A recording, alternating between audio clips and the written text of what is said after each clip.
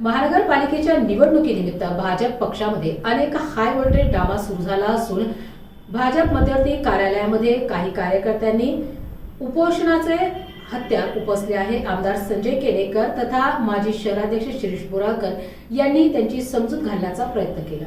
माझं सर्वे पास काय झालं त्याचं? फेल झाले मी. कोणीच फेल नाही झालं. मग कसं काय? कुठे गेलो? कुठे आमचं तिकीट? बोला. मग ते त्यांचे काय त्यांना तुमचा पैसा ऐका ना दादा, एका महिन्याचा प्रश्न आहे.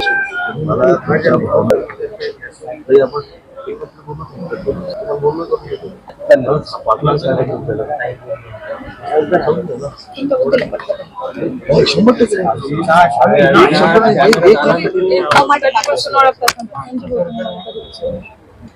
मग काय चढत होते ना टाकीवर? कोणासाठी चढले?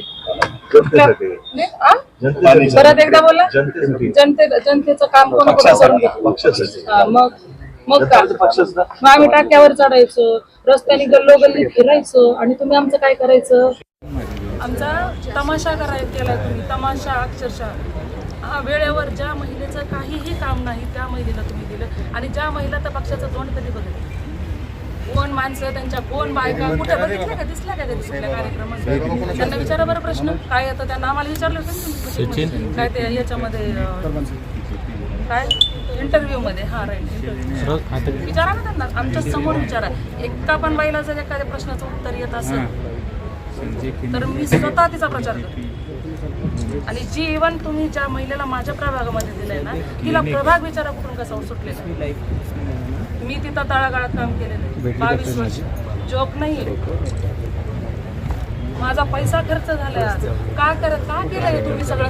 आम्हाला 1 महिना आधी जर तुम्ही क्लिअर केलं असतं की आम्ही तुम्हाला तिकीट देणार नाही, तुम्ही फक्त पक्षाचं काम करायचंय, तुम्ही जे उमेदवार आम्ही देणार आहे त्यांच्या मागे चालायचंय, ओके ब्रॉड, काही विषय नव्हता आमचा. आम्हाला काहीही त्याचा त्रास झाला नसता. आम्ही जोमाने काम पक्षाचंच केलं असतं. आम्ही म्हटलं असतं चला. मला तर इव्हन 22 वर्षामध्ये कंटिन्यू पद असो किंवा तिकीट असो डावलले गेलेले. आणि सगळ्यात जास्त जर पूर्वमध्ये काम असेल तर आरती कुटलकर या बाईचं काम. आणि हे सगळ्यांना विचारा, गाजलेलं आहे तिथं, आज बी गाजले. मग का डावललं तुम्ही? कारण काय आहे त्याचं? का ताईच्या घरीने आरती ठेवली, तुमची ठेवली, तुमचं 50 वेळेस तिथं स्वागत केले, जावे साहेबांची गोड तुला केली. मी काय नाही केलं सांगा ना. 1000 3-3 हजार महिलांचा कार्यक्रम घेतला. कोण आहे मी? कमाल होते का?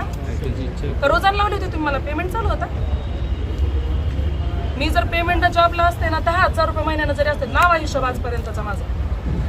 तुम्ही खेळ नसता. हे बघा, तुम्ही इतर कोणाचा केला तर मला मान्य होता, तुम्ही महिलांचा खेळ नसता करायला पाहिजे. महिला एक महिला घर सोडून तुमच्या प्रत्येक गोष्टीसाठी, प्रत्येक मिटिंगसाठी घरावर तुळशीपत्र ठेवून येते. मग का खेळ केलाय तुम्ही लोकांनी आमचा? का तमाशा केलाय? आम्हाला विचारणारे लोक नाहीये. कशा नजरेने बघतात आमच्याकडे माहितीये तुम्हाला? आता लोक मी जर बोलले ना तर खूप घाण शब्द आहे आणि तो मला स्वतःसाठी किंवा माझ्या कुठल्याच महिलेसाठी बोलून घ्यायचा नाही. या अर्थाने बघतात आमच्याकडे. आता कोण आहे त्याला जबाबदार सांगा ना.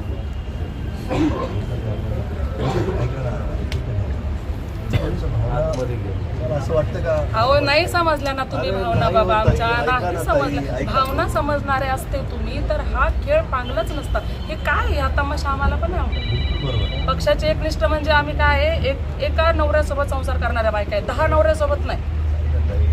म्हणून याच पक्षाचं, म्हणून इथं बसलेले. नाही तर गेलो असतं अजून 4 ठिकाणी. हजारोचे बाजारो पडले, हजारोच्या बाजारो पडलेत ना. आपण आम्हाला कमळाचा आणि भारतीय जनता पार्टीचा अभिमान आहे. फक्त हा खेळ केलाय तर फक्त खालच्या नेते लोकांनी, खालच्या चमचे लोकांनी केले. तुम्ही प्रयत्न केला, समजून सांगितलं का त्यांना?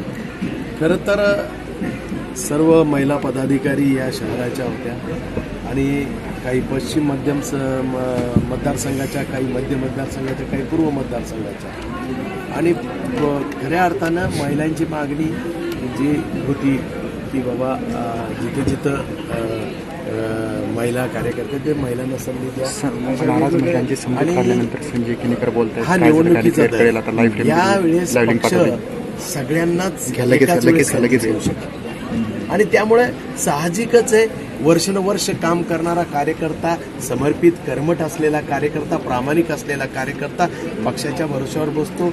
लोकप्रतिनिधीची 10 वर्षानंतर त्यांना संधी मिळाली, त्यामुळे हा खऱ्या अर्थानं कार्यकर्त्याची स्पर्धा वाढली आणि त्याच्यामुळं सर्व कार्यकर्त्याला पक्ष एकाच वेळेस संधी नाही देऊ शकत.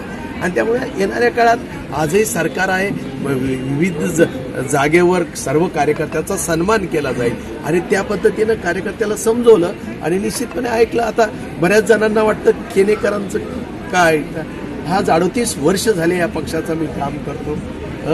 मी वार्डाचा अध्यक्षापासून मी काम करतो. त्यामुळे 38 वर्षामध्ये 20 वर्ष नगरसेवक राहिलेला व्यक्ती आहे. निश्चितपणे कार्यकर्त्याला माझ्या संघर्षाचं माहिती आहे. मी किती संघर्ष करून या पक्षामध्ये संघटन वाढवलं आणि त्यामुळं कार्यकर्ता माझ्या शब्दाला मान देतो. निश्चितपणे पक्ष ला शेवटी पालकत्व म्हणून माझ्याकडे नेहमी भूमिका राहिलेली आहे आणि त्या भूमिकेतून मी या सर्व कार्यकर्त्याला समजवण्याचं काम केलं. उपोषणातून त्यांनी माघार घेतली का? हो, उपोषणातून माघार घेतली का? त्या नाराज होऊन बसल्या होत्या. उपोषण असं काही नव्हतं. नाराज होऊन झाले. त्यांना कोणीतरी बोलणारं पाहिजे असतं. पालकत्व म्हणून मी आलो पक्षाकडनं आणि निश्चितपणे त्यांनी सगळ्यांनी माघार घेतली. बरं, माध्यमांशी बोलणार होतं?